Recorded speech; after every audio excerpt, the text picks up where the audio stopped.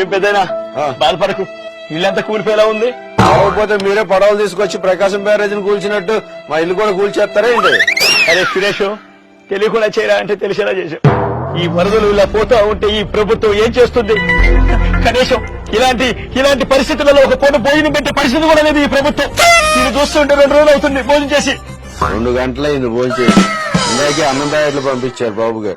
బాబు గారు ప్రభుత్వంలో కడుపు మారితే అన్నం పెడతారు. మీకే ఈ ప్రభుత్వం చేసే సహాయం చూసి కడుపు మండుతున్నట్టుంది. కడుపు మండి ప్రకాశం బ్యారేజీకి అన్నం పెడుతున్నావు. అది కాదండి. ఏది కాదు? అవసరమైన పులిహార మాటలు పక్కన పెట్టి ఈ సమయంలో 4 పులిహార ప్యాకెట్లన్నా పంచు, పుణ్యం అన్నా వస్తుంది. చెప్తే అర్థం కదా, ₹1 కోటి వసూలు వస్తా ఉన్నా అక్కడ నేను. 4 పాల ప్యాకెట్లు వ్యాన్ లోంచి పడేసి ₹1 కోటి పంచానంటావా? అందుకే నీ ఫ్యాన్ బయటకి విసిరేశారు. శేషాలే చెప్పేవాడు సైకో జగన్ అయితే వినోవాడు సాక్షి రిపోర్టర్ అని వాళ్ళకి చెప్పవా వెళ్ళి.